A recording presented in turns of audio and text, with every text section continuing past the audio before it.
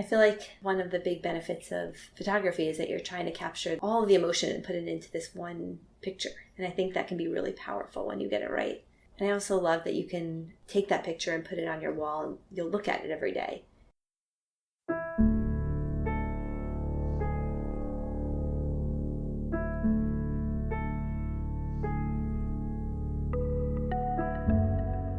Welcome back to BrainWaves. I'm Jim Siegler, and today I'm going to be conducting two interviews, both with physicians about the importance of imaging. So let me welcome Dr. Salim Chahin, who is an instructor of neurology. Thanks for being here.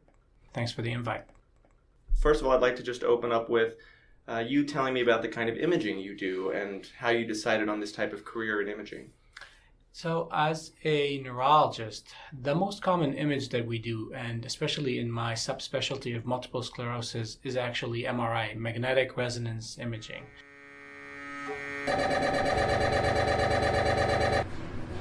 It tells us a lot about MS patients' disease progress. We also do computerized tomography scans as part of neurology. The reason I went into neurology was actually not because of an image, but because of a drawing. It was Netter's drawings of neuroanatomy. That's what really drew me to this fascinating world of brain and spinal cord anatomy, and I knew way back in med school that this is what I wanted to do. And then later on, to be able to correlate these drawings with the pictures that we see on MRI was very fascinating. I called my parents in college actually and told them I wanted to be a photography major. Dr. Allie Mendelson here. And they just laughed and said, Allie, you don't even have a camera. Because that was back in the days where we had just disposable cameras. We didn't even have digital cameras or iPhones at that time. But I don't know, I was drawn to photography and felt like that was what I was supposed to do. I was taking a few friends' engagement pictures and I thought, I'll make a website and take some family photos and engagement photos. But then it just blossomed and I haven't had a day off since I made the website last November. In the past 6 months, it's grown from something that was a hobby to a second job. And although it is a second job and a business that you created, it doesn't feel like work to you. No, it doesn't feel like work at all. I can't believe I get paid for it because I would do it for free. Can you tell me how your photography can tell you more or maybe less than what other imaging modalities can tell you about the patient, specifically MRI and CAT scan? I think both could help with discussions about prognosis and goals. We often use MRIs and CAT scans to have similar discussions. You can show pictures of a CAT scan with a big bleed to a family, and sometimes when they see the blood on the brain, it's easier for them to say, let's focus on comfort. And I also think maybe showing them a picture of how functional they were, it might make them say, well, let's try to get them back there. Or it might make them say, if they couldn't get back to that, then they wouldn't really want that life. They wouldn't want the life of being on a ventilator and having a feeding tube and being in a nursing home. So I think I use both in helping with discussions with family about goals and plan, but in very different ways. I think about neurology a lot as detective work. So our work is about localization. So when I'm meeting with a patient, we're talking in clinic, by the end of that visit, you've already formulated an idea about what you think is going on and where. You might have a list of choices. And this is where the image comes in. It's my piece of evidence, if you will, in my detective work. Can you tell me about when a situation might arise that the imaging changes management, whereas the exam would not, or the exam might change management, but an image would not? That's actually a great question, especially in the field of MS. So even though in MS, sometimes, yes, we use the image to localize. The patient tells you about a symptom in both legs or something like that, and you expect to see a lesion in a certain part of the spinal cord. In MS specifically, patients are 10 times more likely to have changes on their MRI and not have changes clinically. So we use the MRI a lot. We rely on it a lot because we want to nip the inflammation in the butt before it manifests clinically. And that's why MS is one of the specialties in neurology where the image can change and dictate your management. You've taken photography in an interesting direction, and not just within your business itself, but you've also been using photography in the clinical setting as part of a quality improvement metric. Yeah, so I started the project in med school, and the goal of the study was to have patients bring in a picture that represents how they'd want their doctors and other healthcare providers to see them. In the sense that they're lying there in a hospital gown and don't have makeup on, don't have their hair done, don't look at all like they would look out in the real world, and have really no control about how people see them. But by bringing in a picture and putting it above their bed, their healthcare providers are forced to see them how they'd want to portray themselves. And I think it's different than a lot of patients bring in pictures or family members bring in pictures, but they're usually on the wall where the patients can see them. But when the team comes in, their back is to that wall. They're there, but you don't have to look at them. Even people who aren't interested in social histories and getting to know the patient are kind of forced to see it. And I think whether or not they ask questions about it or realize that it changes how they see the patient, I think it has to.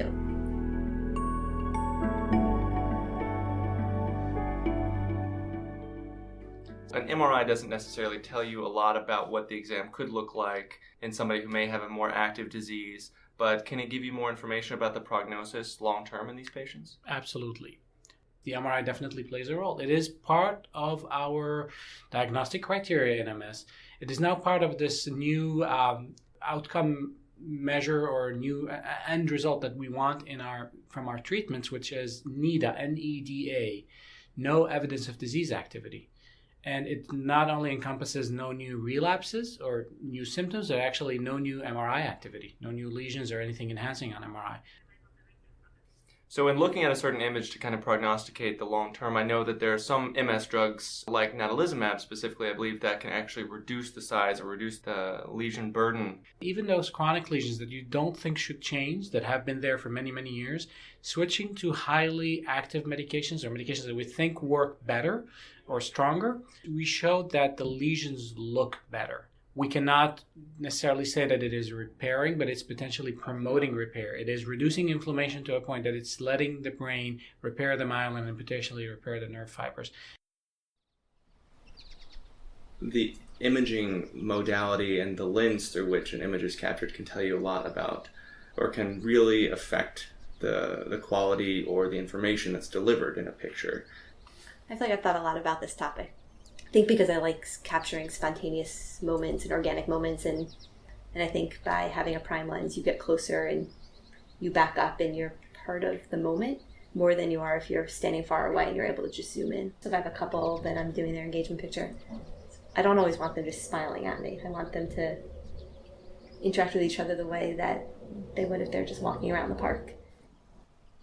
My lens is my magnet strength, and I'd like it to be at least a 3 Tesla. I tell my patients you can have a standard definition MRI and a high definition MRI. And, in my language, high definition is the higher magnet strength. So the unit that we use is Tesla, named after the famed scientist. Most MRIs started at, I think, 0.5 Tesla or even lower.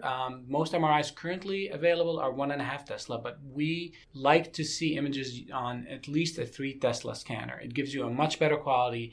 You can miss things. I've had patients have an image on a 3 Tesla and then went back and had it for insurance reasons on a lower resolution scanner, and you can miss a lot of lesions, especially in the spinal cord. 7 Tesla scanners are mostly for research purposes. There's only a handful in the entire country.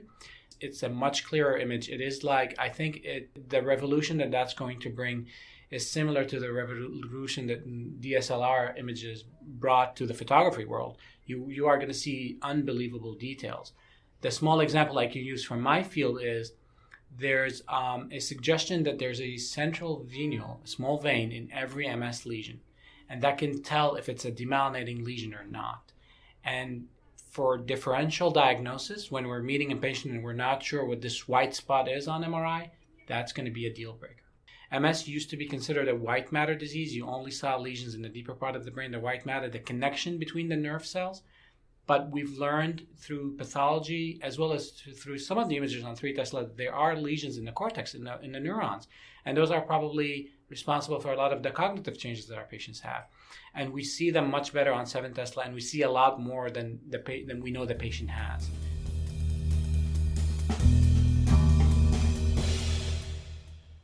the image is not just for you to understand what's going on for the patient, but the patient may also benefit from seeing the image that you acquire. Can you tell me about an encounter that you had with a patient where you showed them the image and it made an impact on them?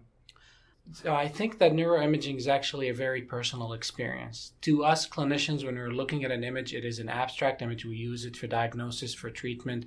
We use it to follow a patient. We discuss it in conferences. We tend to remove the personal aspect from it. But I encourage all physicians and neurologists out there to actually sit down and show the pictures to their patients. And for a brief second, just take a glimpse at your patient's face when you're showing them the images, especially of the brain, but that could be true for any body part. Their reaction is amazing, and it made me realize that these pictures are very personal. To them, they're even more personal than some of their most intimate pictures. I became very emotional and tearful twice in my medical training.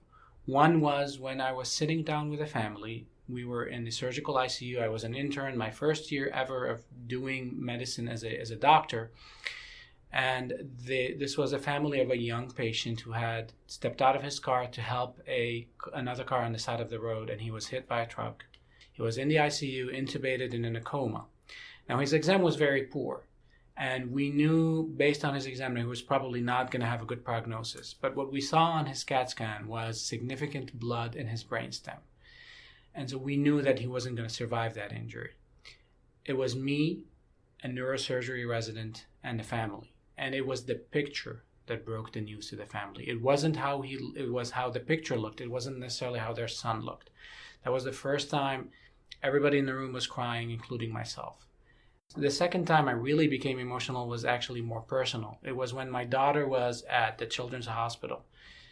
She was 1.5 years old. And one of my colleagues there, because they knew I'm a neurologist, they wanted to show me the pictures, the images.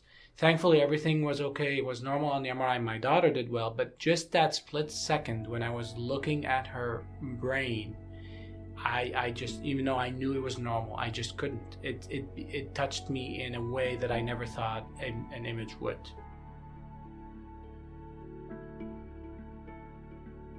And since then, whenever I want to see an image with a patient in the room, I ask them first, do you want me to turn the screen so you can see, or would you rather not? There's a few patients that say no, and at first I didn't understand why they didn't want to, but now that it became personal, it's changed me as a doctor.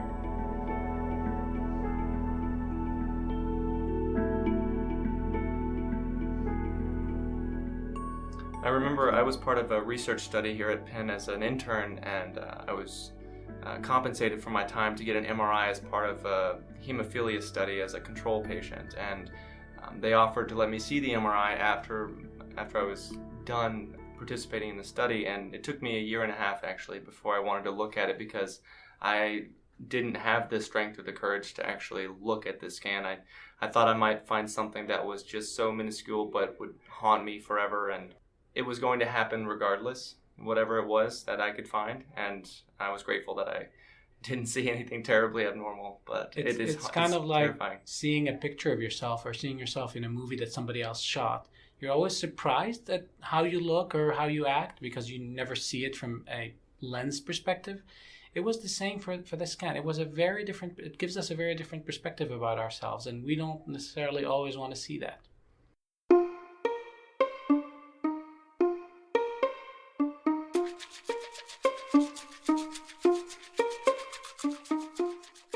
I often find it so much easier to capture emotion in a photograph than I do in words. I find one of the things I found most challenging about palliative care was writing the progress notes, because how do you really put all of that onto a piece of paper? I wish I could just take a picture and use that as my note. I imagine this life of doing palliative care during the week and shooting weddings and newborns on the weekend and getting to be part of all these big moments in people's lives and capturing people's stories. But I guess during the week it'll be on paper and on the weekend on camera. But I'm still trying to figure out how I'm going to tie it all together.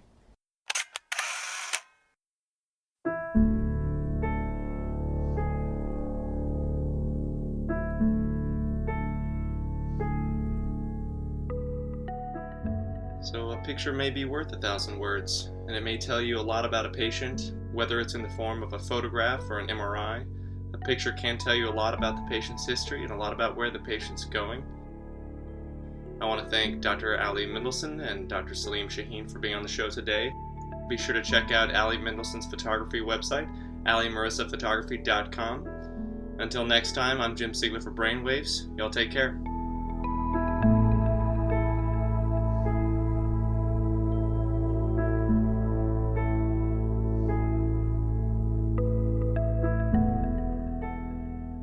Thanks for listening to BrainWaves today. If you like what you just heard, you can find more related material on the web at brainwaves.me or find us on Twitter at brainwavesaudio. Feel free to contact us at bweditorialboard@gmail.com. Be sure to check out our iTunes archive for older episodes. This episode was produced by Jim Siegler. Music by Lee Rosevier. Kevin McLeod. Ars Sonore. I'm Erica Mejia. Join us next time for another edition of BrainWaves.